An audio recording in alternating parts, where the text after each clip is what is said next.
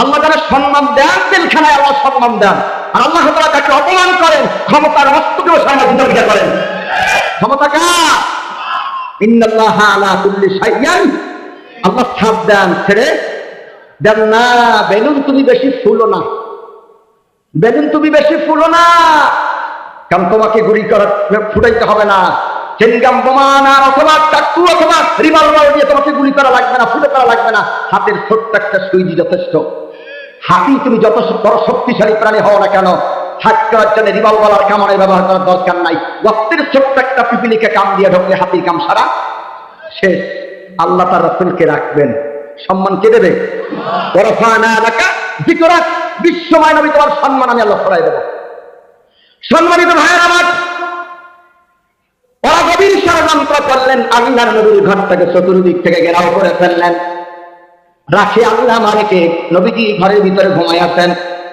হযরত জিবরাইল গভীর রাতে আল্লাহর নবীর ঘরের ভিতরে প্রবেশ করলেন, হুজুরকে সালাম করলেন, হুজুর উঠে বসলেন, প্রশ্ন করলেন, ভাই জিবরাইল, এত গভীর রাতে তুমি তো কোনোদিন আসো না, আজকে তুমি কেন আসলে?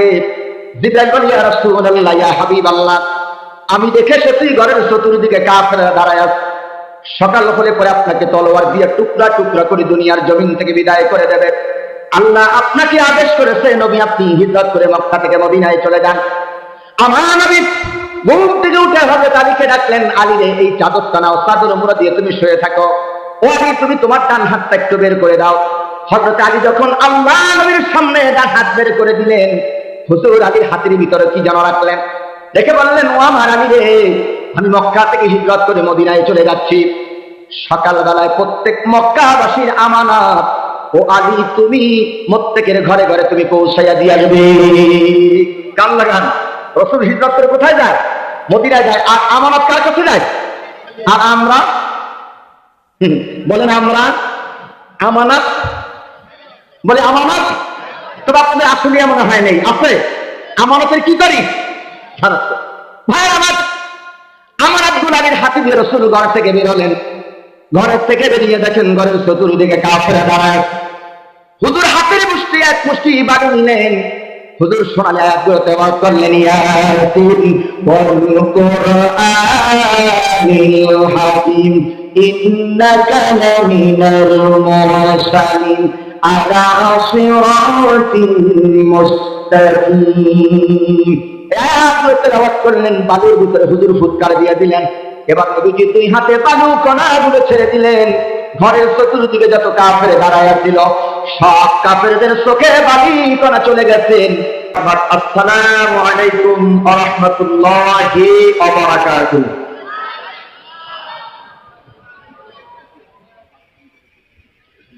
আমরা সর্বপ্রথম মহান মনিবের দরবারে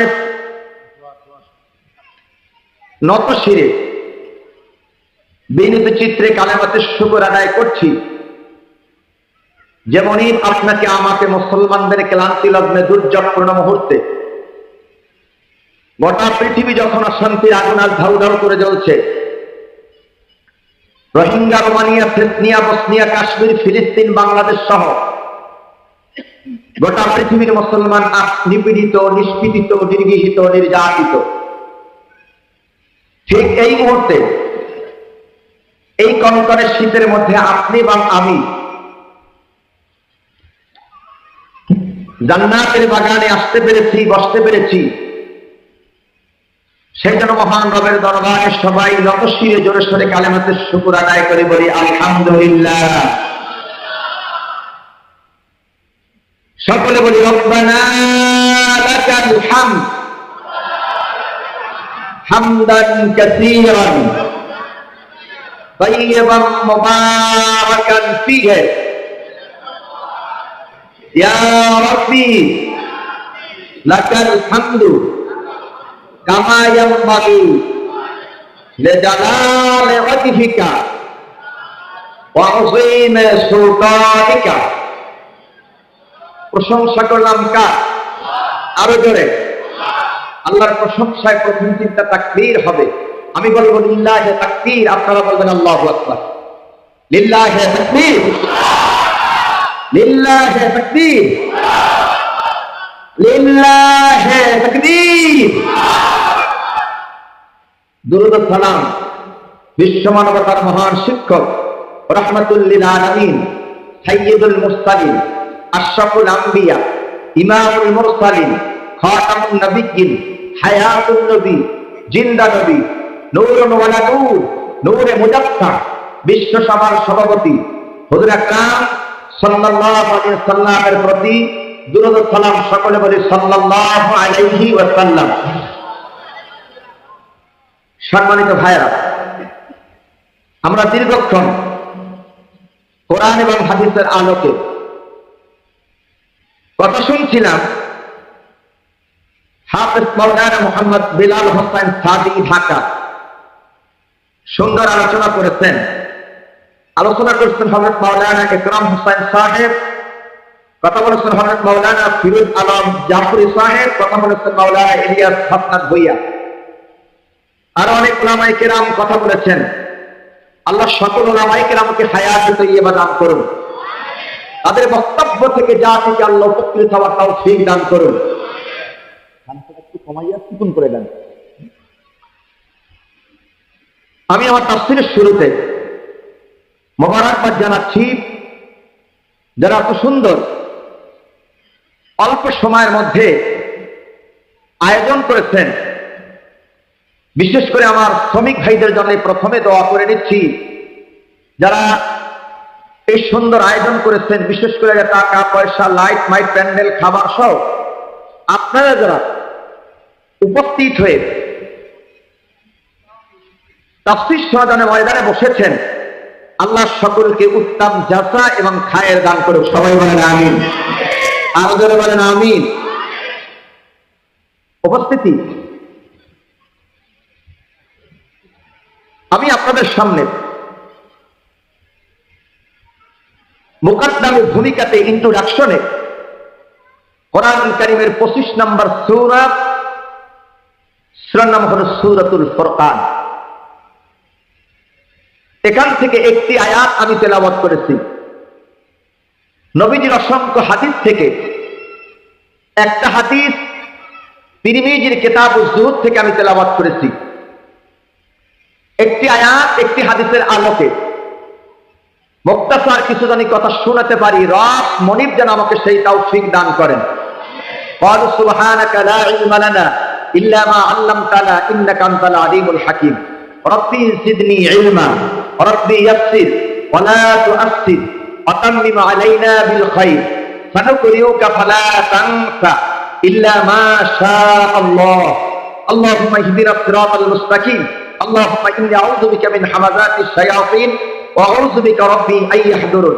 আল্লাহুম্মা সাল্লি আলা মুহাম্মাদিন নাবিয়্যিল উম্মি ওয়া আলিহি ওয়া সাল্লাম। সম্মানিত ভাইরা, আমরা মুকাদ্দামে বা ভূমিকাতে যে আয়াতটি তেলাওয়াত করেছি, এই আয়াতের শাব্দিক অনুবাদ শুনবো, তারপরে আস্তে আস্তে ব্যাখ্যা বা তাফসীরের দিকে আগানোর চেষ্টা করব ইনশাআল্লাহ। আল্লাহ পাক বলেন, তাবারাকাল্লাযী নাযালাল ফুরকানা আলা আবদিহি লিয়াকুনা লিল আলামিনা নাযীরা। অতি বরকতপূর্ণ সেই মহান সত্তা যিনি তার বান্দার কাছে ফুরকান অবতীর্ণ করছেন। কেন ফুরকান অবতীর্ণ করছেন? লিয়াকুনা লিল আলামিনা নাযীরা, যাতে করে তিনি বিশ্ববাসীকে সতর্ক করে দিতে পারেন। এই হলো তেলাওয়াতকৃত আয়াতের সরল অনুবাদ। আসুন ব্যাখ্যার দিকে যাই। ব্যাখ্যা মানে তাফসীর।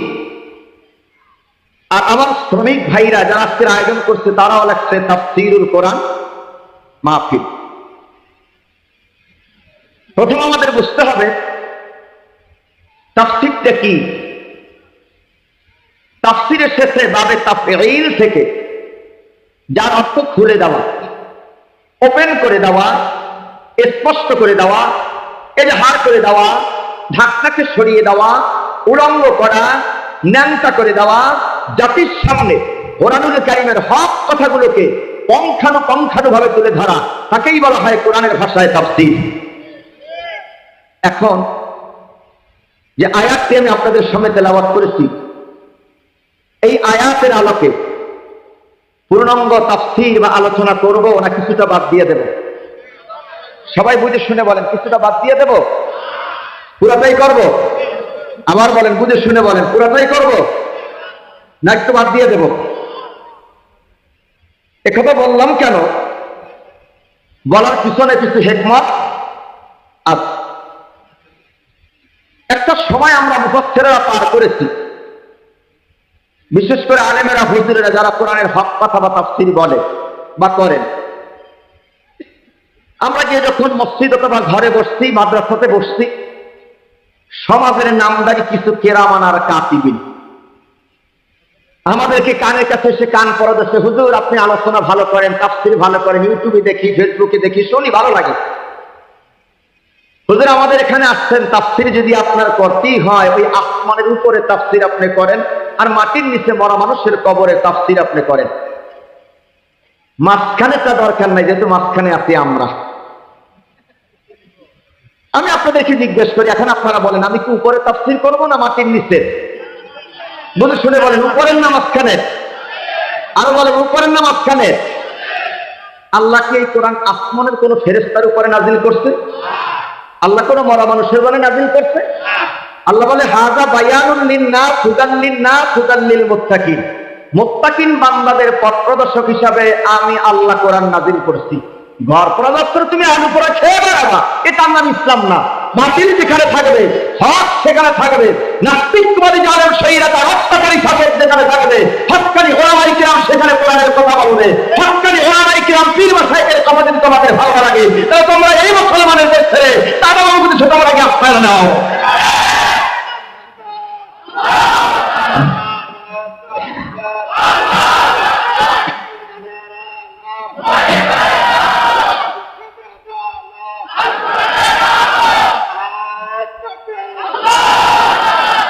এবার বলেন, তাহলে কি আমি মাঝখানেরটা করবো না উপরেরটা করবো?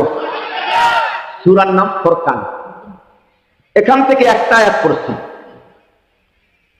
বেশি আমি আপনাদেরকে কষ্ট দেব না, যেহেতু আপনাদের অনেকের আবার আগামীকালকে ডিউটি আছে, ডিউটি করতে হবে, এই জন্য বেশি কষ্ট আপনাদেরকে দেব না, খুব মুক্তাসার।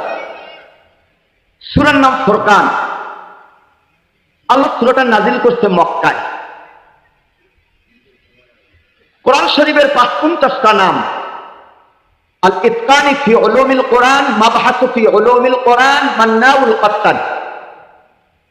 আল্লামা জালালউদ্দিন সুয়ুতী কোরআনের নাম করেছেন ৫৫টা আল ইতকানি ফি উলুমিল কোরআন কিতাবে। এর ভিতরে একটা নাম হলো ফুরকান, সূরার নাম হলো ফুরকান। ফুরকান কি?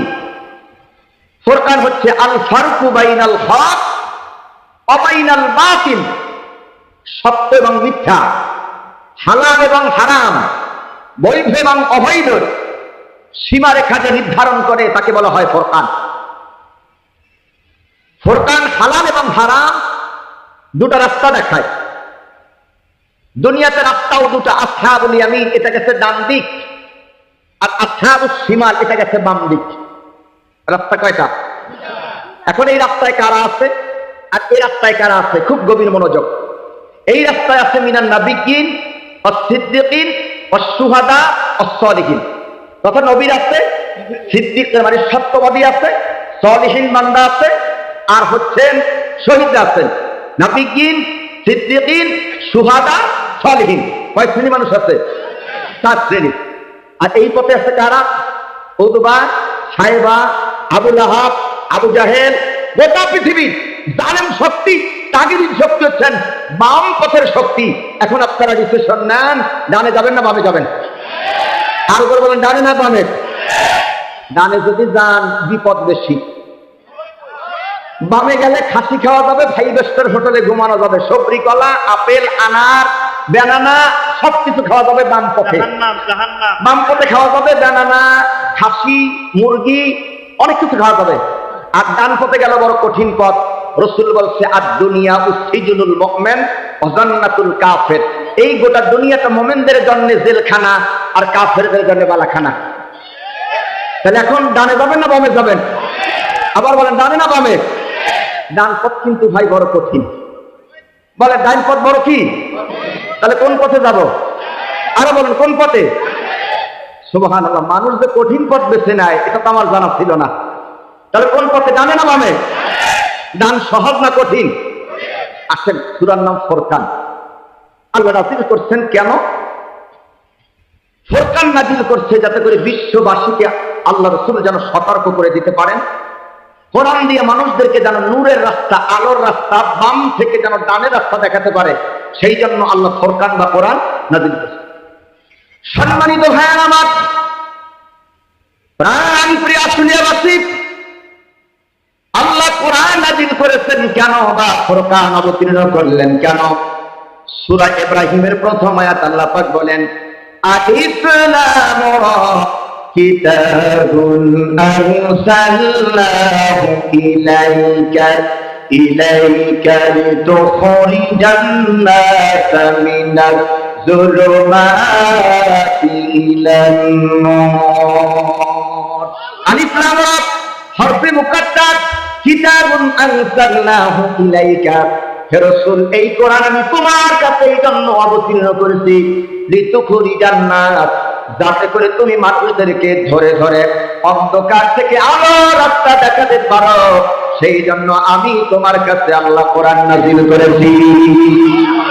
আরেকটা আয়াতের ভিতরে আল্লাহ পাক বলেন কোরআন কেন নাযিল করলেন, তাহা মা আনসালনা আলাইকাল কুরআনা লিতাশকা, হে নবী এই কোরআন আমি তোমার কাছে এই জন্য অবতীর্ণ করি নাই ভাগ্যকে বিনষ্ট করে দেবে, ভাগ্য খরচ করে দেবে, ভাগ্য হত করবে, এই জন্য আমি আল্লাহ কোরআন নাযিল করি না, বরং আমি আল্লাহ কোরআন নাযিল করেছি মানুষের তকদির কিসমতকে পরিবর্তন করার জন্য।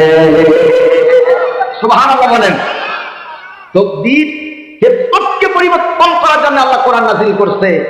আমাদের প্রত্যেকের ঘরে এই কোরআন, এই কিতাব আছে, কিন্তু আমাদের তকদির পরিবর্তন, কতক্ষণ তকদির পরিবর্তন এখন হয় নাই কেন? কোরআন ঘরে থাকলেই হবে না, কোরআন থেকে বুঝতে হবে। কোরআন যদি বুঝি আর কোরআন দিয়ে ব্যক্তি সমাজ রাষ্ট্র যদি করি, তাহলে আমাদের তকদির পরিবর্তন হবে। আর কিয়ামত পর্যন্ত মাদ্রাসার মসজিদ খানকায়ার ঘরে কোরআন তেলাওয়াত করলে তকদির পরিবর্তন হবে না, যতদিন পর্যন্ত আল্লাহর জমিনে আল্লাহর কোরআনে আইন প্রতিষ্ঠিত না হবে। কথা কার? কথা কার? আল্লাহ। কান্না কান রাসূল কোরআন দিয়েছি, শুধু মসজিদ আর খানকায় বসে বসে পড়বেন, পাগড়ি একটা মাথায় বেঁধে শুধু কোরআন শরীফ খালি কাবার চত্বরে পড়বেন, সেজন্য কোরআন দি নাই। কোরআন দিয়ে মানুষকে আপনি উপদেশ দেবেন, কোরআন দিয়ে ডাকবেন। সূরা যারিয়াতের শেষ আয়াত, কান লাগান। সম্মানিত ভাইরা আমার, আল্লাহ পাক বলেন ফাযাক্কির বিল কুরআনি মান ইয়াখাফু ওয়াঈদ। যাক্কারা ইউযাক্কিরু মুযাক্কিরান, হে নবী আপনি উপদেশ দেন বিল কুরআন, কোরআন দিয়া। আপনি সমাজকে পরিবর্তন করতে পারবেন না, দেশকে পরিবর্তন করতে পারবেন না যতক্ষণ পর্যন্ত মানুষকে কোরআন দিয়ে ডাকবেন। যখন মানুষকে কোরআন দিয়ে ডাকবেন, এই কোরআনের ভয়, আল্লাহর ভয়ে প্রত্যেকটা মানুষ ইসলামের সুশীতল ছায়াতলে আসবে। সুবহানাল্লাহ বলেন। কোরআন ছাড়া মানুষের নীতি নৈতিকতা পরিবর্তন হবে না। কোরআন দিয়ে কখন পরিবর্তন হবে? যদি কেউ থাকে জিরো, কোরআনের সংস্পর্শে এলে কোরআন বানাবে তার হিরো। আর যদি কোনো হিরো ব্যক্তি যদি সে কোরআনের সাথে বেয়াদবি করে, আল্লাহ তাআলা এক থাপ্পড় দিয়া ক্ষমতার মস্তক কেটে দুনিয়া থেকে বিদায় করে দেবে। ক্ষমতা কার? জিরো ছিল হযরতে ওমর, কোরআনের সংস্পর্শে আসতেন, কোরআন তার কি বানাইছে? আর হিরো ছিল আবু জাহেল, কোরআনের সাথে বেয়াদবি করছে, কোরআন তার কি বানাইছে? কতক্ষণ কি বানাইছে? তাহলে আমরা অনেক হিরো ব্যক্তি আছি, কোরআনের সাথে বেয়াদবি করি। আল্লাহ হিরো বানায় নাই? কতক্ষণ বানায় নাই? আমার দেশে এক লোক ছিল, বলছিল রাষ্ট্র ধর্ম ইসলাম মানি না। বলে নাই রাষ্ট্র ধর্ম ইসলাম মানি না। আল্লাহ কয় তোর তুই মানলেও কি আর না মানলে কি, রাষ্ট্র ধর্ম ইসলাম ছিল, আছে, ইলা ইয়াউমিল কিয়ামত, কিয়ামত পর্যন্ত থাকবে।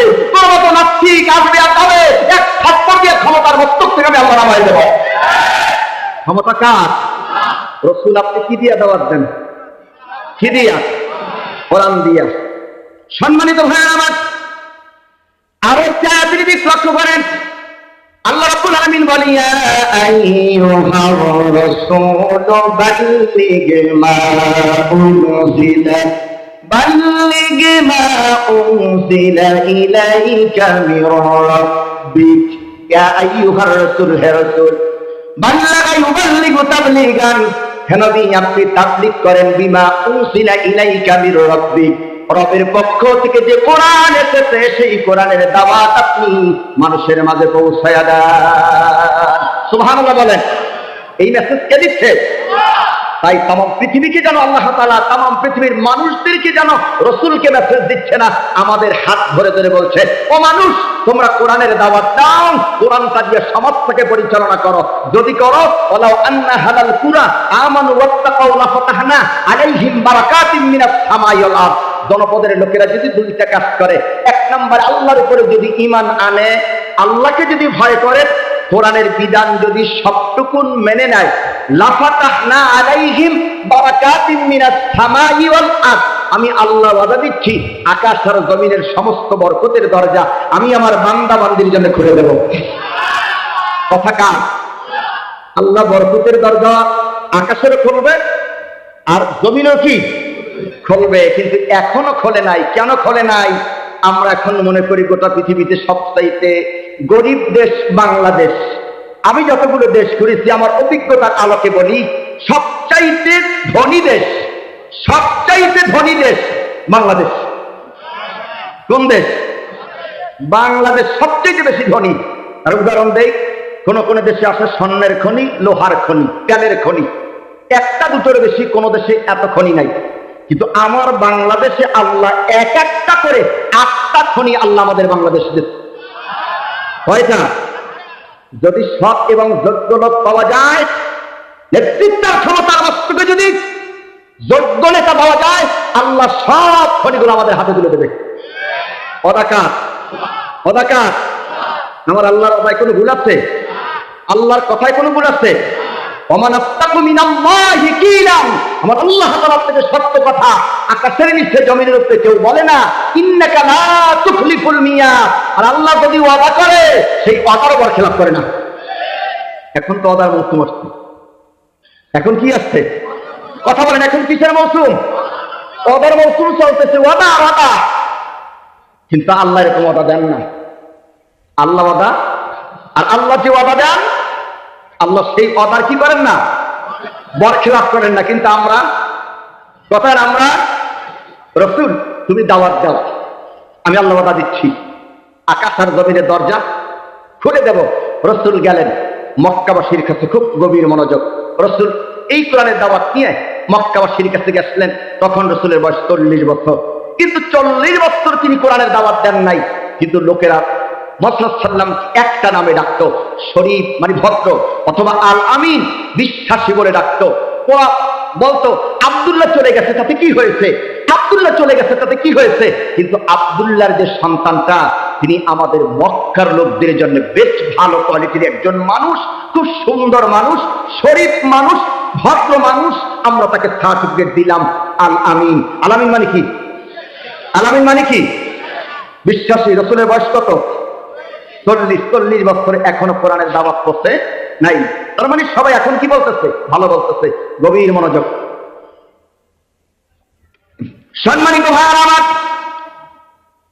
40 বছর সকলের কাছে তিনি আল আমিন বিশ্বাসী নামে সবার কাছে পরিচিত। যখনই গিয়া মক্কাবাসীকে কোরআনের দাওয়াত দিতে গেলেন, হুজুর লোকদেরকে ডাকলেন, ডেকে বলে, তোমরা বলো ইয়া আইয়ুহান নাস কুলু লা ইলাহা ইল্লাল্লাহি তুফলিহুন।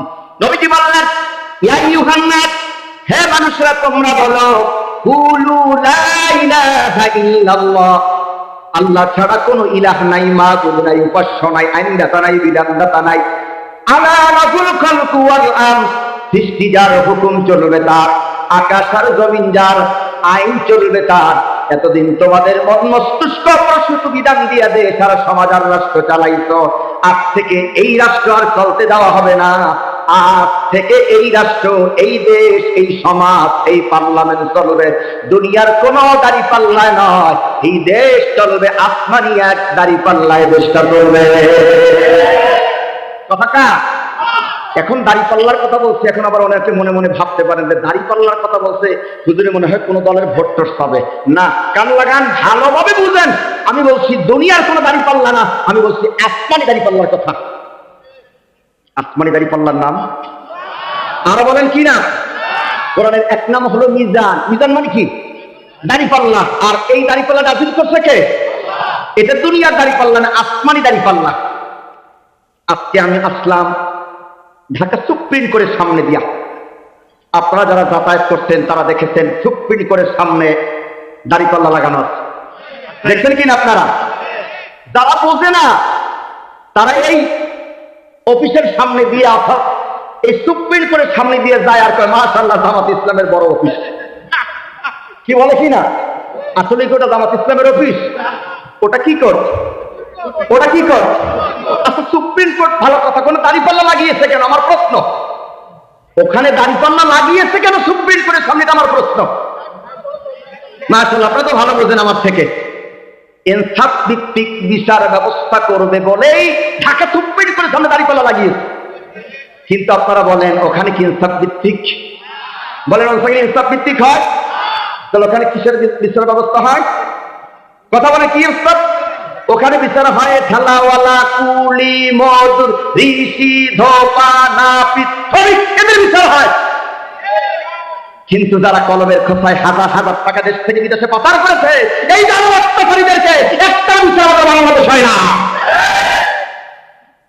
সুপ্রিম কোর্টের সামনে দাড়িপাল্লা লাগিয়েছে, শুধু জুলাই রাখছে, এটার কোনো কার্যকর নাই। তাই আমরা দেখছি ঢাকা সুপ্রিম কোর্টের সামনে থেকে আসামিকে ধরে নিয়া, একজন হিন্দু আসামিকে ধরে নিয়া 3 বছর তাকে ভারতের কারাগারে বদ্ধ রেখেছেন। তিনি আর কেউ নন, বিশ্বনন্দিত মুফাসসির আল্লামা সাঈদী রাহিমাহুল্লাহ রাহমাতুল্লাহি আলাইহি নব্বরাল্লাহু বারাকাতুহু ওয়া জাআলা জান্নাতা মাতওয়াহু। তার পক্ষে সাক্ষী দেওয়া করতে জালিমবাদী সহ্য করতে পারে নাই, সেই সাক্ষীকে তারা অপহরণ করে 3 বছর একজন হিন্দুকে ভারতের কারাগারে বদ্ধ করে রেখেছে। রাখিনি? কথাটা রাখিনি? নাম কি? সুখরঞ্জন বালি। এখনো কাঁদে আল্লামা সাঈদীর কবরের কাছে সুখরঞ্জন বালি, একজন হিন্দু। কান লাগান। তাহলে সুপ্রিম কোর্টের সামনে যে দাড়িপাল্লা লাগিয়েছে, ইনসাফ ভিত্তিক বিচার ওখানে হয়? কোন হয়? তাহলে বুঝতে পারলাম ওরা ঢাকা সুপ্রিম কোর্টের সামনে যে দাড়িপাল্লা লাগিয়েছে এটা আসমানি দাড়িপাল্লা না, এটা হলো দুনিয়ার দাড়িপাল্লা। দুনিয়ার দাড়িপাল্লা ভেঙে দাও, আসমানি দাড়িপাল্লা ওখানে লাগিয়ে দাও। এদের থেকে কেউ টাকা দিলে সেবা পার করতে পারবে না। কথাকার আল্লাহ। কান লাগান। রাসূল দাওয়াত নিয়ে গেলেন, গিয়ে বললেন তোমরা বলো লা ইলাহা। তার মানে আলা লাহুল খালকু ওয়াল আম, সৃষ্টি যা, হুকুম চলবে, আকাশ আর জমিন যা, আইন চলবে। এতদিন সবাই কয় মোহাম্মদ ভালো, কথা বেশি বলে নাই। লা ইলাহা, সবাই বলে লা ইলাহা ইল্লাল্লাহ। এই ওদের লেগে গেল, এই কি লেগে গেল লা ইলাহা ইল্লাল্লাহ। তার মানে ওরা জানে যদি আল্লাহর জমিনে আল্লাহর আইন প্রতিষ্ঠিত হওয়া যায়, তাহলে কান লাগান, চুরি করা যাবে না, ডাকাতি করা যাবে না, মদ খাওয়া যাবে না, মিথ্যা কথা বলা যাবে না, জেনা করা যাবে না, ভাইয়ের সম্পত্তি নিজের নামে নিজের মনে করে লেখা যাবে না, বিধবাদের ভাতা মেরে খাওয়া যাবে না। তাহলে মোহাম্মদকে ঠেকাও। মোহাম্মদকে কি ঠেকাও? তার আল্লাহর আইন ভালো লাগে না। আপনারা বলেন মানুষের জন্য সবচেয়ে কল্যাণকার কার আইন? আর বলে কার আইন? আল্লাহর আইন। মানুষ আইন তৈরি করে, ক্ষমতা আছে যতদিন, আইন আছে, ক্ষমতাও শেষ, কাল বলে ক্ষমতাও শেষ। তাই আমরা দেখছি আইন তৈরি করছে যারা কলাপাতার বিছানায় ঘুমাইছে, তারা কথা বলতে হবে। আইন তৈরি করছে যারা কলাপাতার বিছানায় ঘুমাইছে।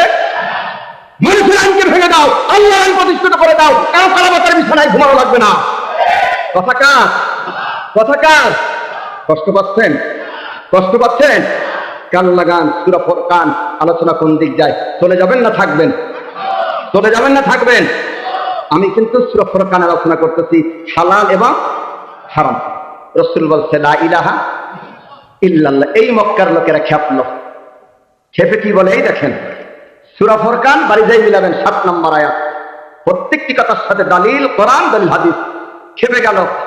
খেপে গিয়ে ওরা কি বলে শোনেন, সূরা ফুরকান 7 নম্বর আয়াত। সম্মানিত ভাইয়ের আমার, মক্কার লোকেরা 40 বছর তাকে আলামিন খেতাব দিল, আলামিন বিশ্বাসী বিশ্বাসী বলে ডাকলো। হুজুর যখন বললেন লা ইলাহা ইল্লাল্লাহ, কেউ তাকে আর আলামিন বলে না। ওরা বলে وقالوا ما لهذا الرسول يأكل الطعام ويمشي في الأسواق لولا أنزل إليه ملك فيكون معه نذيرا।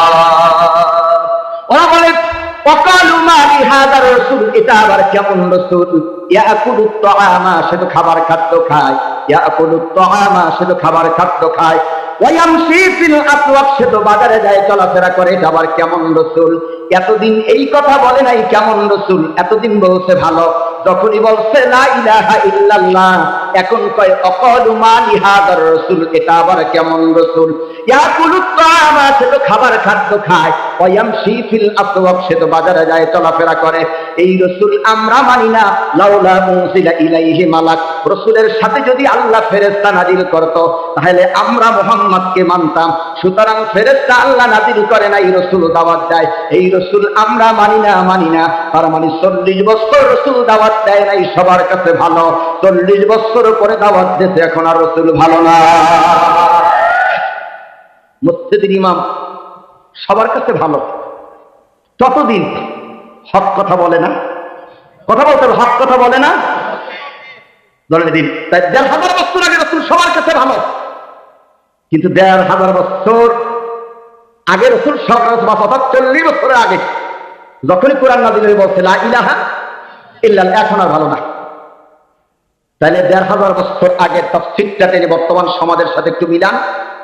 ওরা বলছে কেমন রাসূল, অকালু মা লিহাদার রাসূল, ওরা বলছে কেমন রাসূল, আর এখন বলে না কেমন রাসূল, আর এখন যেটা বলে সেটা হলো কেমন হুজুর।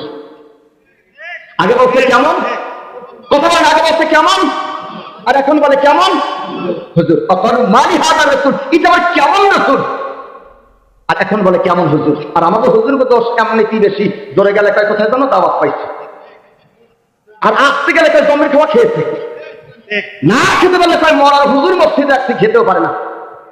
কি কথা বলে না, দোষ আছে না নাই, কতক্ষণ আছে না নাই, বলবো কতক্ষণ বলবো।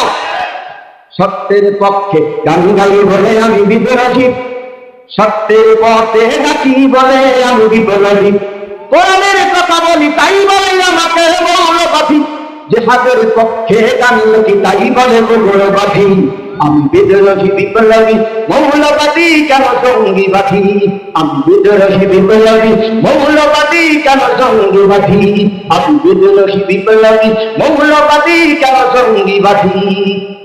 জন্মের পরে কানে আযান কি দেয়নি, তুমি মৌলবাদী হুজুর ছাড়া হও। জন্মের পরে কানে আযান কি দেয়নি, তুমি মৌলবাদী হুজুর ছাড়া হও।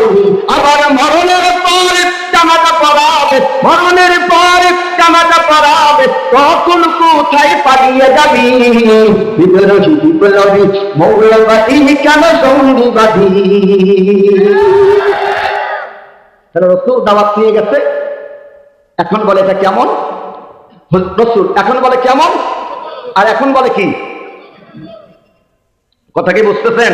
সমাজের বাস্তবতা চিত্র এক এক করে সময় এবং যুগের সাইজ অনুযায়ী তুলে ধরছি। রাসূল বলছে কেমন রাসূল, অর্থাৎ কাফেররা বলতেছে কেমন রাসূল, আর এখন বলে কি এই রাসূল মানি না। বাজারে যায়, খায়, চলাফেরা করে, হাট বাজার করে, মানে ওটা মাথা গরম। ওরা দাবি করলো আল্লাহ রাসূলের সাথে একজন কেন ফেরেশতা আল্লাহ দিল না, পাঠালো না, তাহলে আমরা মানতাম। এই কথার জবাব আল্লাহ 8 নম্বর পারা 1 নম্বর পৃষ্ঠা আনআম সূরা 111 নম্বর আয়াত, বাড়ি থেকে মিলাবেন। এই কাফেরদের কথার জবাব সূরা আনআম 111 নম্বর আয়াত 8 নম্বর পারা 1 পৃষ্ঠা। আল্লাহ বলছেন কেন ফেরেশতা দিলাম না। সম্মানিত ভাইয়েরা আমার, আল্লাহ রাব্বুল আলামিন বলেন ওয়ালাউ أننا نزلنا إليهم الملائكة وكلمهم الموتى وحشرنا عليهم كل شيء قبلا ما كانوا ليؤمنوا إلا أن يشاء الله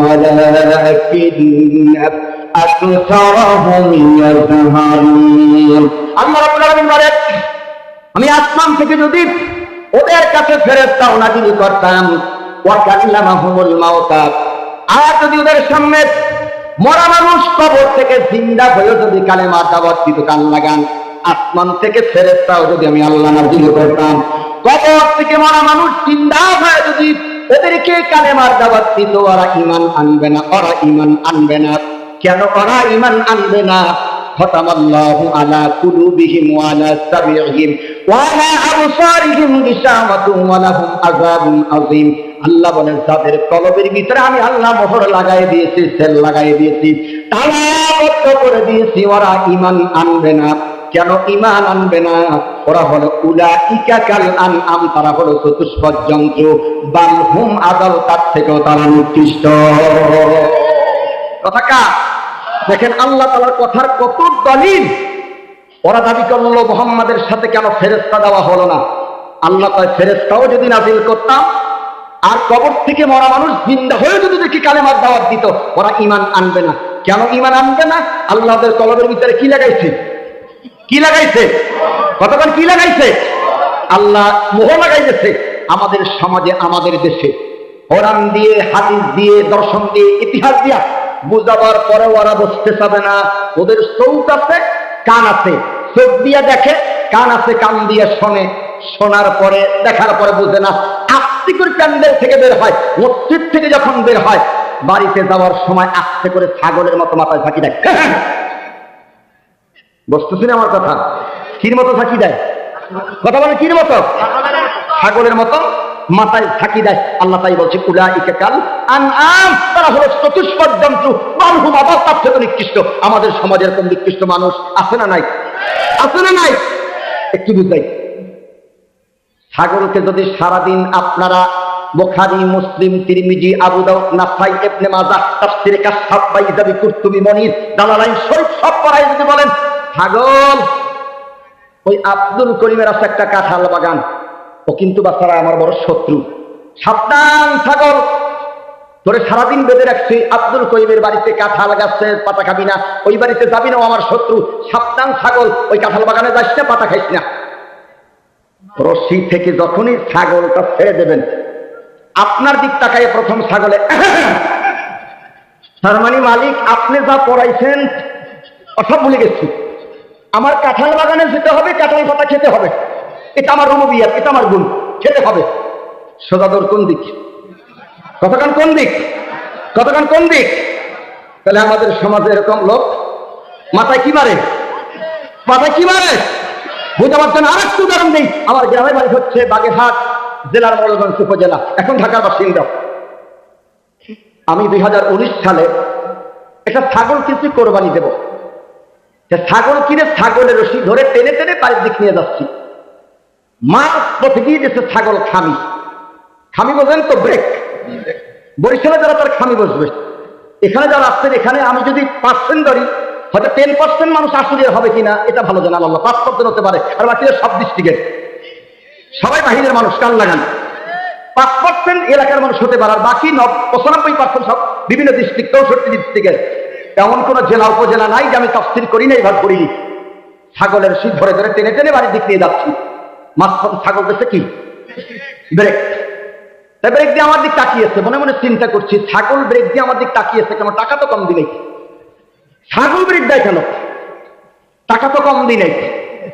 ছাগল ব্রেক দিয়ে মালিকের 3টা মতলব দেখায় হাসির খোরাক দিচ্ছে না জ্ঞানবান যারা তারা বুঝবেন 1 নম্বর দেখে মালিককে আমারে ঘাস খাওয়ার জন্য নেয় 2 নম্বর দেখে মালিককে আমাকে বিক্রি করার জন্য নেয় 3 নম্বর ছাগল দেখে মালিককে আমারে জবাই করার জন্য নেয় একটা ছাগল ব্রেক করে মালিকের কয়টা মতলব দেখে জবাই দেওয়া ঘাস খাওয়া বিক্রি করা আর আমি আশরাফুল মাখলুকাত সৃষ্টির শ্রেষ্ঠ, একবার ব্রেক করে দেখলাম না বাম পথে না ডান পথে, কার পিছনে নেতৃত্ব দিচ্ছি, বামে না ডানে, কার পিছনে হাঁটছি, এই নেতাইকে আমার জান্নাতে নেয় না জাহান্নামের দিকে নেয়, একবার ব্রেক করে দেখলাম না, এই ছাগলের থেকে এত নিকৃষ্ট হয়ে গেলাম। আল্লাহ কয় উলাইকা কাল আনআম, তারা হলো চতুষ্পদ জন্তু, বালহুম আযাল, তার থেকে নিকৃষ্ট। কথা কার? কথা কার? আমাদের মাঝে এরকম রবি বিরাট এরকম খাতলাত আছে? ছাগল ব্রেক দিয়ে দেখে না। প্রিয় সাভার আসরিয়াবাসী, আমার বন্ধুরা, আমার শ্রমিক ভাইরা, একটু ব্রেক দেন, একটু চিন্তা করেন কোন রাস্তায় যাচ্ছেন, বামে না ডানে, একটু ব্রেক দেন। রসুল রসুল সবার কাছে প্রিয়। কয় বছর? যখনই দাওয়াত নিয়ে গেছে মাথায় কি মারছে? মাথায় কি মারছে? আর বল মাথায় কি মারছে? তার মানে এই রসুল আমরা মানি, তার মানে কাঁঠাল গাছের কাঁঠাল পাতা খেতেই মাথায় কি মারছে? শুধু ঝাঁকি মারে নাই, শুধু ঝাঁকি মারে নাই। গভীর মনোযোগ, সূরা আনফাল 30 নম্বর আয়াত বাড়িতে গিয়ে খোলেন। শুধু ঝাঁকি মারে নাই, কি কাজগুলো করলো রসুল দাওয়াত নিয়ে গেছে, সহ্য করতে পারে নাই। ঝাঁকি মারলে তাও তো ছাড়তো, ঝাঁকি মারে নাই। আর জঘন্য 3টা কাজ, 3টা স্টিম রুলার আমার রসুলের উপরে তারা দাঁড় করছে। মক্কার কাফেরেরা শুধু ঝাঁকি দেয় নাই। শোনাবো কি? শোনাবো কি? সমাজের বাস্তবতার সাথে কান লাগান। সম্মানিত ভাইয়ার আমার, রসুল কালেমার দাওয়াত নিয়ে গেলেন, শুধু ঝাঁকি ওরা মানে নাই। ওরা কি করলেন? সূরা আনফাল 30 নম্বর আয়াত, وَإِذْ يَمْكُرُ بِكَ الَّذِينَ كَفَرُوا لِيُثْبِتُوكَ أَوْ يَقْتُلُوكَ أَوْ يُخْرِجُوكَ وَيَمْكُرُونَ وَيَمْكُرُ اللَّهُ وَاللَّهُ خَيْرُ الْمَاكِرِينَ। আল্লাহ রাব্বুল আলামিন বলেন, وَإِذْ يَمْكُرُ بِكَ الَّذِينَ كَفَرُوا, তখন কাফেররা রাসূলের বিরুদ্ধে চক্রান্ত করলো। কান লাগান, কাফেররা রাসূলের বিরুদ্ধে চক্রান্ত করলো 3টা। 1 নাম্বার চক্রান্ত, লিয়ুসবিতুকা, নবীকে ধরে তারা জেলে বন্দী করে দিয়েছে। আও ইয়াকতুলুকা, নবীকে তারা হত্যা করার পরিকল্পনা গ্রহণ করেছে। আও ইউখরিজুকা, নবীকে তারা দেশ থেকে তাড়ায় দিয়েছে। 40 বছর দেশ থেকে তাড়ায় নাই, জেলে বন্দী করে নাই, হত্যার পরিকল্পনা করে নাই। তার মানে রাসূল কোরআনের দাওয়াত দেয় নাই। 40 বছর যখন কোরআনের দাওয়াত দিয়েছেন, আল্লাহ নবীকে শিয়াবে আবু তালিব 3 বছর বন্দী করে রেখেছেন। 1 দিন 2 দিন নয়, আমার নবীকে শিয়াবে আবু তালিব 3 বছর জেলে বন্দী করে রাখতেন। ওরা ওযুর পানি দেয় নাই, গোসলের পানি দেয় নাই, মোহাম্মদকে খেতে দেয় নাই। বাবলা গাছের খাল আর থাল পাতাগুলো ওরা খেতে দিয়েছে। এত নির্যাতন করেছে। ওরা লোহার চাবুক দিয়ে আল্লাহর নবীর পিঠের উপরে তারা পিটাইছে। হাদিস শরীফের ভিতরে আসছে, বুখারীর জেলদের সানিতে এসেছেন, আল্লাহ নবীকে লোহার চাবুক দিয়ে এমন মারা মেরেছে, এমন পিটানো পিটাইছে, প্রত্যেকটা পিটান আল্লাহর নবীর পিঠের ভিতরে কালো কালো দাগ বসে গেছেন। আম্মা জান আয়েশা সিদ্দিকা রাদিয়াল্লাহু তাআলা আনহা আল্লাহ রাসূলকে প্রশ্ন করে, ইয়া রাসূলুল্লাহ, ইয়া হাবিবাল্লাহ, আপনার মতন সুন্দর মানুষ আকাশের নিচে জমির উপরে আল্লাহ আর কেউ বানায় নাই। নবীজি, আপনার পিঠে কালো কালো কিসের দাগ দেখা যায়? নবী, ছোটবেলায় বুঝি আপনাদের কোনদিন বসন্তের গোটা বা ফোঁটা উঠেছিলেন? আল্লাহ নবী চোখের পানি ছেড়ে দিয়ে বলেন, আরে আয়েশা, ছোটবেলায় কোনদিন আমার বসন্তের ফোঁটা বাগা ফোঁটা ওঠে নাই। আমি যখন তায়েফের ময়দানে দাওয়াত নিয়ে গিয়েছিলাম, ওরা দাওয়াত আমার গ্রহণ করে নাই। আমার বিরুদ্ধে তারা চিন্তা চক্রান্ত করে 1 নম্বরে আমার জেলে বন্দী করেছে। জেলে বন্দী করে আমাকে এত নির্মম নির্যাতন করেছে, লোহার চাবুক দিয়ে আমার পিঠের উপরে এমন পিটান পিটাইছে, ওই যে চাবুকের দাগ আমার পিঠে বসে গেছে রে আয়েশা, আজ পর্যন্ত সেই কালো দাগ আমার পিঠ থেকে মুছে যায় নাই। সুবহানাল্লাহ বলেন। এত নির্যাতন করেছে কারে? আল্লাহ রাসূল। আরেকটি হাদিস শোনাই, সাহাবীদের জীবনে কত কষ্ট তারা দিয়েছেন এই কালেমার দাওয়াত দেওয়ার জন্য। খাব্বাব রাদিয়াল্লাহু তাআলা আনহু, তিনি চলে গেলেন, আল্লাহ রাসূল তার ডান হাতটাকে বালিশ বানিয়ে কাবার সাথে হুজুর শুয়ে আছে। খাব্বাব গিয়ে বললেন, আলা তাস্তানফিরুনা আলা তাদউনা ইয়া রাসূলুল্লাহ, আলা তাস্তানফিরুনা আলা তাদউনা ইয়া রাসূলুল্লাহ। হুজুর কে সালাম করলেন এবং এই কথা বললেন, আর বললেন, ইয়া রাসূলুল্লাহ, আমরা তো কাফেরদের হাতে মার খেতে খেতে আমাদের জীবন চলে যাচ্ছে। হুজুর, আপনি কি আল্লাহর কাছে আমাদের জন্য দোয়া করবেন না, সাহায্য পাবেন না? খাব্বাবের কথা শুনলেন, হুজুর উঠে বসলেন, বললেন, ও খাব্বাব, তুমি এত তাড়াহুড়া কেন করছো? শোনো রে খাব্বাব, তোমার পূর্বের যত লোক ছিল, নবী ছিল, তাদেরকে 3টা শক্তি ধরত।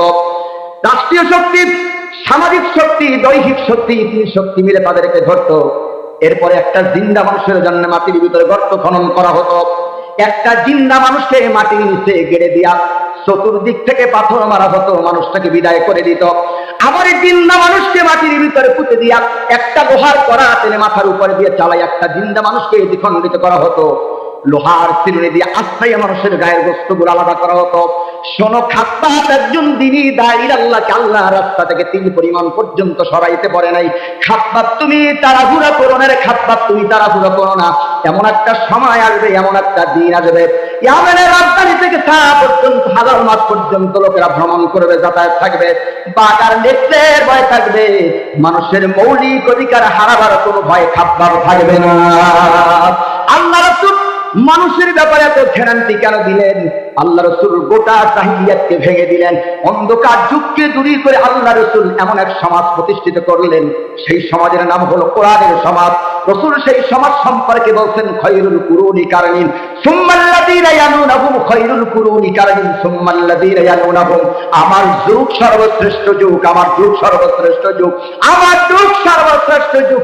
এই যুগে এত পুলিশ আর নৌবাহিনী সেনাবাহিনী মিডিয়ার দিয়া সমাজ দেশ আর জাতিকে পরিবর্তন করা যাবে না যতদিন পর্যন্ত আল্লাহর জমিনে আল্লাহর কোরআনের আইন প্রতিষ্ঠিত না হবে। ঠিক কিনা বলেন? কথা কার? এই এত ওয়াজ করে কোনো লাভ হবে না, পুলিশ আর নৌবাহিনী সেনাবাহিনী দিয়ে কোনো লাভ হবে না ততদিন পর্যন্ত আল্লাহর জমিনে আল্লাহর আইন প্রতিষ্ঠিত না হবে। কথা কার? কথা কার? আল্লাহ রাসূলের উপরে কয়টা রুলার? কয়টা? 3টা। 1 নম্বরে জেলের বন্দী, 2 নম্বরে হত্যার পরিকল্পনা। নবীর মনোযোগ। আমি কি আরেকটু যাব? তাই 2-1 লোক উঠা বসা করতেছেন, মনে প্রস্তাবে ধরছে নাকি? নবীর মনোযোগ। 1 নম্বরে কি ওরা শিয়াবে আবু তালিবে, অর্থাৎ 3 বছর জেলবন্দি করছে। কান লাগান, জালেম যখন ক্ষমতার মস্তকে বসে, গোটা পৃথিবীর জালেম, তারা 3টা কাজ করে। কয়টা? 1 নম্বরে আলেমদের কি করে? জেলে কি করে? বন্দি করে। ইতিহাস খুলে দেখেন। 2 নম্বরে জালেম আলেমদেরকে হত্যা করে। 3 নম্বরে জালেম আলেমদেরকে দেশ থেকে তাড়িয়ে দেয়। আল্লাহ 1000 বছর আগে আয়াতখানা নাযিল করছেন, আর আমার কাছে মনে হচ্ছে জানো সোনালী আয়াতখানা এই কেবলমাত্র জানো আল্লাহ আমাদের উপরে নাযিল করছেন। বুঝতেছেন কি আমার কথা? তাহলে কয়টা কাজ করে? 1 নম্বরে জেলে বন্দী, 2 নম্বরে হত্যার পরিকল্পনা। আল্লাহ রাসূল দাওয়াত দিলেন, মাথায় ওরা ফাঁকি মারলেন, গভীর ষড়যন্ত্র করলেন। আল্লাহ রাসূল কি এত তোহমাত, এত অপবাদ, মাথায় ফাঁকি দিয়ে কোনো কাজ হবে না। প্রত্যেক গোত্র থেকে, খুব সংক্ষিপ্ত করে বলছি, প্রত্যেক গোত্র থেকে 1-1 করে যুবক আনা হলো। যে যুবক আল্লাহ রাসূলকে হত্যা করতে পারবেন তাকে নেতৃত্বের চেয়ারে, ক্ষমতার চেয়ারে বসিয়ে দেওয়া হবে। প্রত্যেক গোত্র থেকে যুবক এলো। রাতের আধারে তারা মিটিং বসতো। এবার মিটিং বসে সবাই তলোয়ার নিয়ে অথবা তার হত্যা করার জন্য পরিকল্পনা করে রাসূল সাল্লাল্লাহু আলাইহি ওয়াসাল্লামের ঘরটাকে চতুর্দিক থেকে ঘেরাও করছেন। হাদিস শোনাচ্ছি, কল্পনা রাখি আল্লাহ, মারে আল্লাহ। আল্লাহ যারা মারেন কেউ তারা বাঁচাতে পারেন না, আর আল্লাহ যারা বাঁচান কেউ তারা বাঁচতে পারেন না। আল্লাহ যারা সম্মান দেন জেলখানায় আল্লাহ সম্মান দেন, আর আল্লাহ তাআলা তাকে অপমান করেন, ক্ষমতার মস্তকে বসে বিতর্ক করেন। ক্ষমতা কার?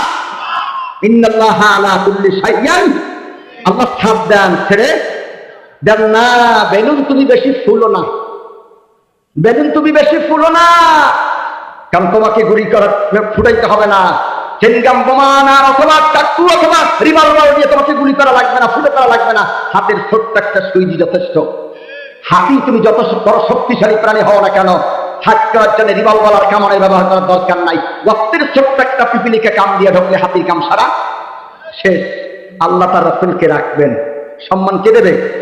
ওয়ারাফানা লাকা যিকরাক, বিশ্বময় নবী তোমার সম্মান আমি আল্লাহ ছড়াই দেব। সম্মানিত ভাইয়ের আমার, ওরা গভীর ষড়যন্ত্র করলেন, আল্লাহর নবীর ঘরটাকে চতুর্দিক থেকে ঘেরাও করে ফেললেন। রাখে আল্লাহ মারেকে নবীজি ঘরের ভিতরে ঘুমায় আছেন। হযরত জিবরাইল গভীর রাতে আল্লাহর নবীর ঘরের ভিতরে প্রবেশ করলেন, হুজুরকে সালাম করলেন, হুজুর উঠে বসলেন, প্রশ্ন করলেন, ভাই জিবরাইল, এত গভীর রাতে তুমি তো কোনোদিন আসো না, আজকে তুমি কেন আসলে? জিবরাইল বলল, ইয়া রাসূলুল্লাহ, ইয়া হাবিবাল্লাহ, আমি দেখে এসেছি ঘরের চতুর্দিকে কাফেররা দাঁড়ায় আছে।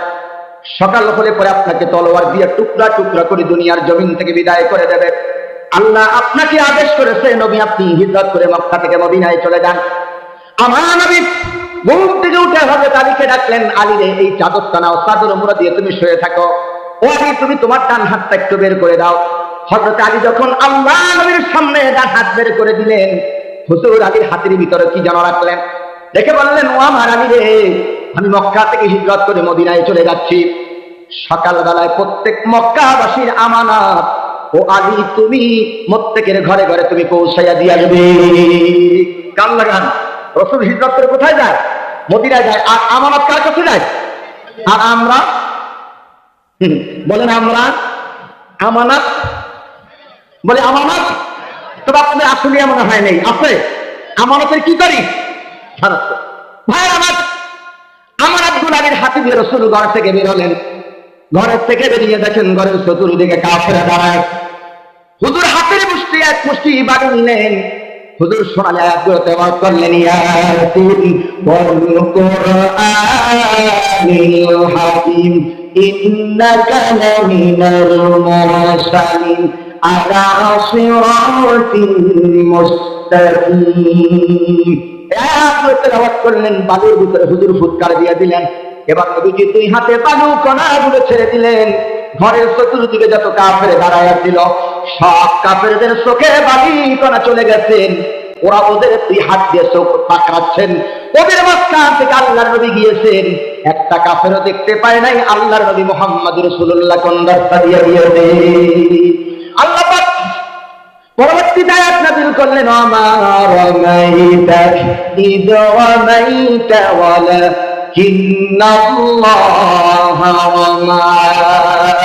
হে নবী আপনি তো বালি শুধু নিক্ষেপ করেন নাই, বালুকণাগুলো ছেড়েছেন।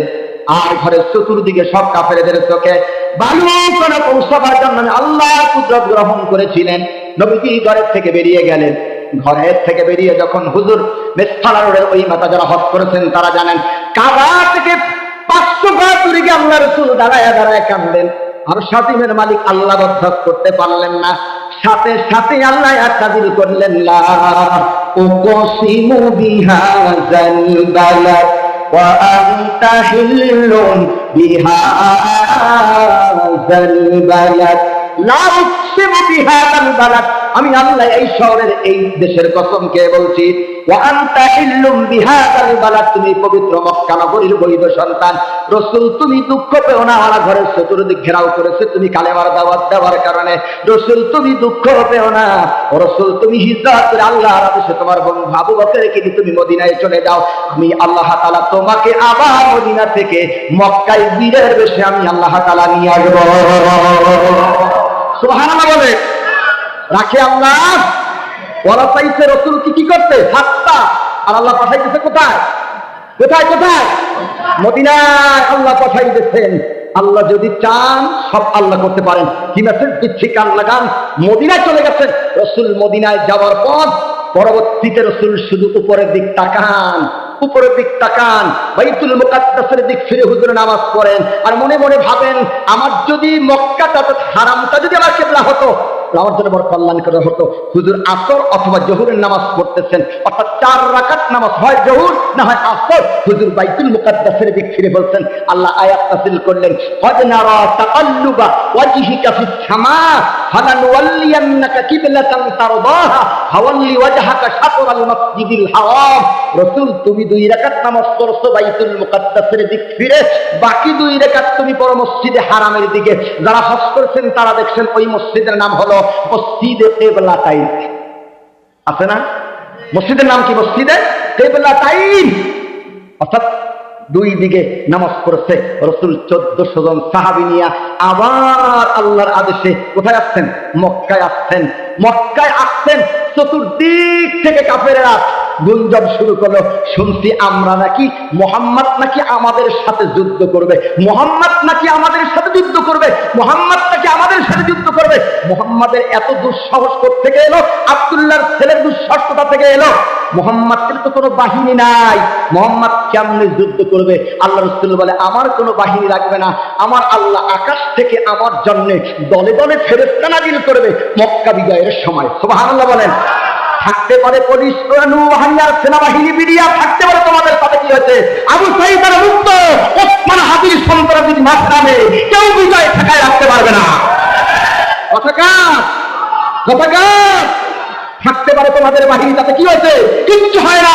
ওসমান হাদি মক্কার সন্তান যদি বাহির আনে, নাস্তিক করে জালেম খৈরা করে না, কোটি ছেড়ে পড়াতে রাখতে হবে।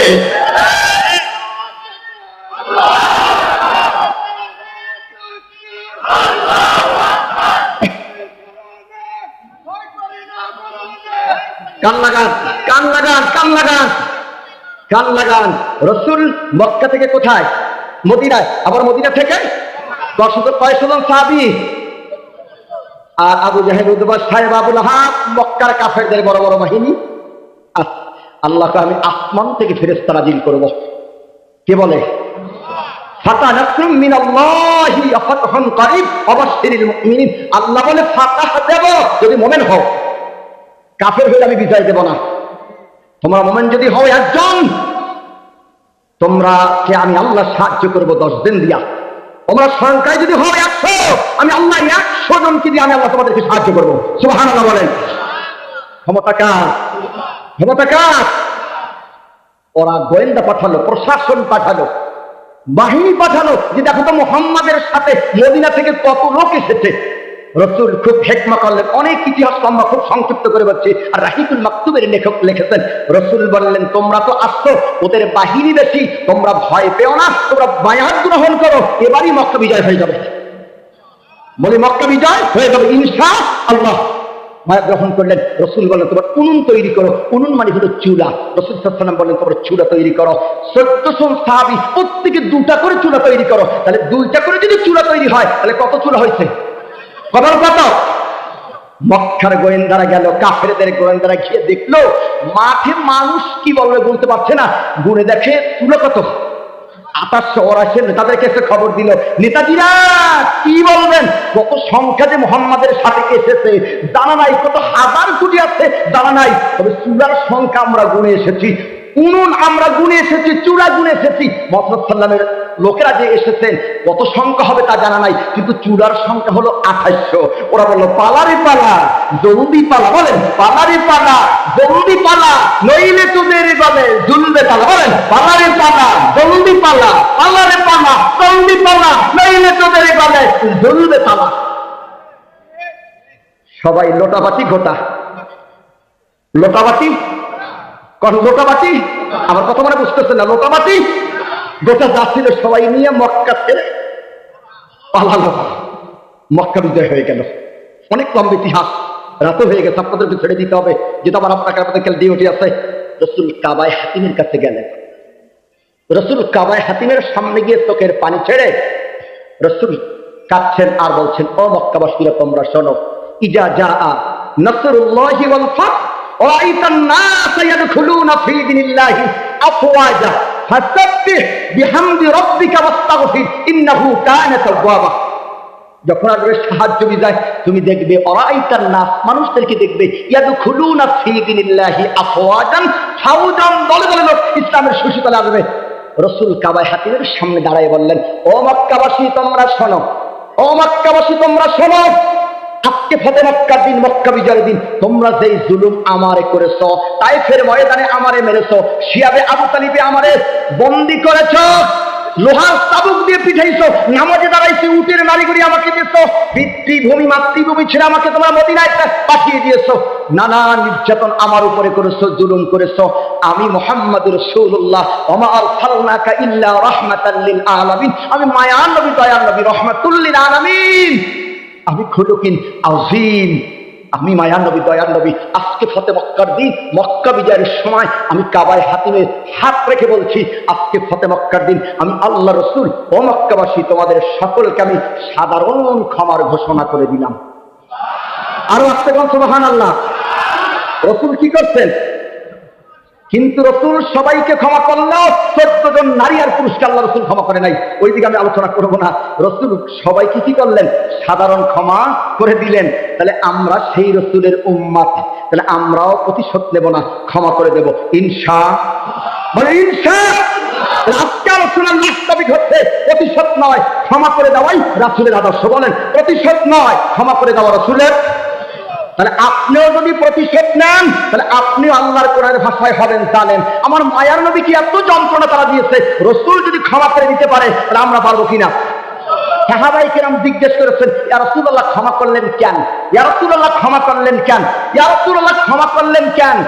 এটা যদি আমি বলি তাহলে আমার কয়েক ঘন্টার সময়। রসুল কেন ক্ষমা করলেন আর কেন 14 জনকে ক্ষমা করলেন না, এটা আলোচনা করলে আরো লম্বা সময়ের প্রয়োজন। রসুল কেন ক্ষমা করলেন? রসুল বলেন, আমি ক্ষমা করছি দুইটা কারণে। এক নম্বর কারণ হলো, আমার একজন ভাই আছে। বলেন, আমার একজন কি আছে? ভাই আছে। আমার একজন ভাই আছে যার নাম হযরত ইউসুফ আলাইহি আসসালাম। খুব সংক্ষিপ্ত করে বলছি, ইউসুফ আলাইহিস সালামকে 10 ভাই ক্ষমতার লোভে কূপের ভিতরে ফেলে দিয়েছিল। মিশরের লোকেরা এসে তাকে তুলে নিয়ে গেল। এক পর্যায়ে আল্লাহ তাআলা ইউসুফ আলাইহিস সালামকে মিশরের অর্থমন্ত্রী বানিয়ে দিল। কি নাম দেশে দুর্ভিক্ষ লাগলো। ওই 10 ভাই যারা ফেলে দিয়েছিল তারা খাবার খাদ্য আনতে গেল, ওখান থেকে খাবার খাদ্য নিয়ে আসলো, আবার তারা ভাইকে নিয়ে গেলেন। এক পর্যায়ে ভাইরা যখন কথাবার্তা বলতেছিলেন, ওই 10 ভাই সন্দেহ করলেন, আমাদের কাছে মনে হয় কথাবার্তায় এই মনে হয় যে কূপের ভিতরে ফেলে দিয়েছিলাম ইউসুফকে, আমার মনে হচ্ছে যেন সেই ইউসুফ। তারা প্রশ্ন করলেন, তুমি কি ইউসুফ? তিনি বললেন, ক্বালা আনা ইউসুফ, হ্যাঁ আমি ইউসুফ। এইবার 10 ভাই খুব ভয় পেয়ে গেলেন, আর সবাই গোল মিটিং করছেন, কান্নাকাটি করছেন, আর বলছেন, খাবার একবার নিয়ে গেছিলাম ভালো হয়েছিল, দ্বিতীয়বার খাবার খাদ্য নিতে এসেছি, খাবার খাদ্য তো দূরের কথা, আমরা কেউ এখন জান নিয়ে কিনাম দেশে বেরতে পারবো না। ইউসুফ আলাইহিস সালাম তাদের এই দুরবস্থা বুঝতে পেরে বললেন, ক্বালা লা তাসরিবা আলাইকুমুল ইয়াওম, আজকে তোমাদের প্রতি আমার কোনো ক্ষোভ নাই, বিদ্বেষ নাই, আমি একজন নবী, আমি তোমাদের সকলকে মাফ করে দিলাম। আর আমরা হইলে কি করতাম? আমরা হলে কি করতাম? ঘর বাটাম ফাটা। কথা বুঝতেছেন কি আমার? ঘর, এটা বগুড়া ভাষা বলছি, ঘর বাটাম ফাটা। আর আল্লাহ রসুল অর্থাৎ ইউসুফ আলাইহিস সালাম কি করছেন? তাহলে এই জন্য নবীজি ফতে মক্কার দিন আমার ভাই ইউসুফ যেমন ভাইকে ক্ষমা করে দিচ্ছে, আমিও কি ফতে মক্কার দিন ক্ষমা করে দিলাম। তা আল্লাহর উপর এত নির্যাতন করলেন শুধু কোরআনের দাওয়াত দেওয়ার কারণে। তলবার তীরের শেষে আমি আপনাদেরকে মেসেজ দিতে চাই, তাহলে এই ডাইন পথে কষ্ট না শান্তি? কষ্ট না শান্তি? কয়টা রসুলের উপরে জুলুম গেছে? 3টা। জেল, হত্যা, দেশ থেকে তাড়িয়ে দিয়েছে। তারপর আপনারা বলেন, রসুল কি কোরআন থেকে এক চুল পরিমাণ, তিল পরিমাণ দূরে সরে গেছে? দূরে সরে গেছে? তাহলে আমরাও দূরে সরে যাবো না মুসলমান হিসাবে বলে ইনশাআল্লাহ। দলমত নির্বিশেষে আমি সকলকে আহ্বান জানাই, আসেন কোরআন নিয়ে পড়ি, কোরআন দিয়ে জীবন গড়ি, কোরআন দিয়ে সমাজ গঠি। আসুন, আগামী সামনে আসতেছে আমাদের দেশে নির্বাচন, কোন দল ক্ষমতায় যাবে আর যাবে না সেই বক্তব্য আমি দেব না। কোন দল ক্ষমতায় যাবে আর যাবে না সেই বক্তব্য আমি দেব না। আমরা চাই আগামীর বাংলাদেশ, আগামী বাংলাদেশ, আগামীর বাংলাদেশ। আপনারা চান কিনা? কারা কারা চান? আল্লাহকে দেখান। লিল্লাহে তাকবীর, আল কোরআনের আলো, দুনিয়ার মুসলিম, কোরআন হাদিস যেখানে, নারায়ে তাকবীর। আপনারা তাহলে কোরআনের সমাজ যদি হয়, শান্তি আমরা সবাই পাবো। কতক্ষণ সবাই? আমরা সবাই, শুধু মুসলমান পাবে না, হিন্দু, খ্রিস্টান, বৌদ্ধ, ইহুদি, নাসারা সবাই শান্তি পাবে। ওই আমার এখানে করার সময় নাই। আমি এখনো বলি, যে দল ক্ষমতায় যাক যাক, বলেন যে দল ক্ষমতায় যাক, আমরা চাই দেশটা কি দিয়ে চলুক। তাহলে কোরআনের সমাজ হইলে লাভটা কি, এটা বলি আমি শেষ করছি। হজ করছেন কারা কারা? একটু হাত দেখান, সেখানে আছেন? হজ করছেন? হজ করছেন নাই গেলে দেখবেন হাদিস সাহেব, ওই একজন পাইলাম মাশাআল্লাহ, আপনি একজন, 2 জন, ও মাশাআল্লাহ, অনেকগুলো হাদিস আছেন। কই ওই একজন সভাপতি হাদিস সাহেব, মাশাআল্লাহ। হজ করছি আমরা, হারামে গেছি। আমি তো আলহামদুলিল্লাহ প্রতি বছর 2-1 যাই, আল্লাহ নিয়ে যায়। তাই আযান হয়ে যায়, হাইয়া আলাস সালাম, হাইয়া আলাস সালাম,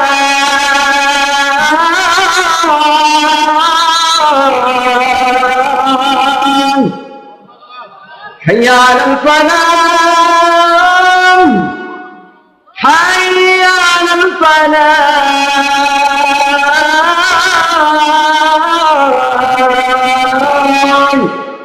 আল্লাহু আকবার, আল্লাহু আকবার, লা ইলাহা ইল্লাল্লাহ। আযান হয়েছে, সবাই নামাজের দিকে দৌড়েছে। মদিনা এবং মক্কার দৃশ্য যারা দেখেছেন, সব স্বর্ণের দোকানগুলো খোলা, সবাই নামাজে গেছে, দারোয়ান নাই, পুলিশ নাই, পাহারাদার নাই, সবাই কোথায়? নামাজে গেছে। আর আমাদের দেশে, বাংলাদেশে আমিল দৈলাস বাইতুল মুকাররমে 10 জন পুলিশ পাহারাদারে 18টা 14টা তালা। তারপর সকালবেলায় পত্রিকায় লেখে আমিল দৈলাস থেকে 1 কেজি সোনা চুরি হয়ে গেছে। আরো দেশে দোকান ঘোরা চুরি হয় না কেন? আমার দেশে চুরি হয় কেন? চোর জানে চুরি করবো যখন আসমানি দাড়ি পাল্লায় ডান হাত কেটে দেবে তখন। তার মানে আল্লাহর বিধান, অস্তারিকু অস্তারিকা ফাকতাউ আইদিয়াহুমা জাযাআন বিমা কাসাবা নাকালাম মিনাল্লাহ। চোর যদি পুরুষ হয়, চোর যদি নারী হয়, চোরকে ধরো, আসমানি দাড়ি পাল্লা দিয়ে চোরের ডান হাত কেটে দাও। কথা কার? তাহলে একটা চোরের ডান হাত যদি কেটে দেয়, তাহলে কে চুরি করবে? চোর চুরি করলো, মনে করেন আপনি আপনাদের এই আসলি অথবা সাভার মডেল মসজিদের খতিব, ডান বাক্স থেকে 1 লাখ টাকা চুরি করছি, আমার আসমানি দাড়ি পাল্লা দিয়ে চুরির অপরাধে আমি হুজুর, আমার কাছেই থাকলাম, আমি আর নিচে নামলাম না, আসমানি দাড়ি পাল্লায় আমি হুজুরের ডান হাত কেটে দিতে গেছি। পাশে বাড়ি মনে করেন যে আপনার এই যে নবীনগর বাইফেল মসজিদ ইমামতি করতে জিজ্ঞেস করছে মসজিদের সভাপতি, হুজুর আপনার হাত নাই কেন? বলছি ওই যে পুকুর পাড়া গার্মেন্টস শ্রমিকের ওইখানে একটা মসজিদ আছে, ওখানে ইমামতি করতে গেছিলাম, আমি চুরি করছি, তো আমার ডান হাত কেটে দিয়েছে। আপনারা বলেন নবীনগরের লোক কি আমার ইমামতি নিতে দেবে? কবে কি? কে চোর? হুজুর চোর। হুজুর ছেলের বিয়ে করাইতে গেছি, বলবে বেয়াই সব হাত নাই কেন? ইমামতি করতে গেছিলাম, চুরি করছি, তাই হাত কেটে দিচ্ছে। ওই বেয়াই সব বলবে বেয়াই আপনার তো তোর সাথে আত্মীয় হবে না। বুঝতেছেন কি আমার কথা? আমরা আমাদের জায়গাতে থাকলাম, একটা হুজুরের হাত কেটে দেন, আল্লাহ একটা করে ডান হাত, এখানে আমি বক্তার ডান হাত কেটে দেন, একটা বক্তার ডান হাত কাটতে পারলে বাংলাদেশের কোনো বক্তার জন্য হবে না চুরি করা। কথা কার? কথা কার? এই একটা আইনের কথা শুধু বললাম, আর বাকিটা নাই বললাম। বুঝতেছেন কি? আর মিশন আলা লাগবে মানুষের জন্য কল্যাণকার কার আইন? কার আইন? দলমত নির্বিশেষে আবার বলি, আমরা চাই আগামীর দেশ, আগামী দেশ আল্লাহ দেশটাকে তুমি কোরআনের দেশ হিসেবে কবুল করো। এই দেশটা নিয়ে যারা ষড়যন্ত্র করছে, আল্লাহ তুমি দেশটাকে তুমি হেফাজত করো, ষড়যন্ত্রীদেরকে আল্লাহ তুমি হেদায়েত দান করো, আমার দেশের উপরে তোমার খাস রহমত নাযিল করো। আল্লাহ দেশের জন্য যারা জীবন দিন, আল্লাহ তুমি তাদেরকে শাহাদাত নসিব করো। আল্লাহ বক্তৃতা করতে চাচ্ছি না, আল্লাহ যতটুকু কথা বলার এবং শোনার তৌফিক আমাদেরকে দিয়েছেন, আল্লাহ প্রত্যেককে আমল করার তৌফিক আল্লাহ দান করুন। সবাই বলেন আমিন। আরো করে বলেন আমিন।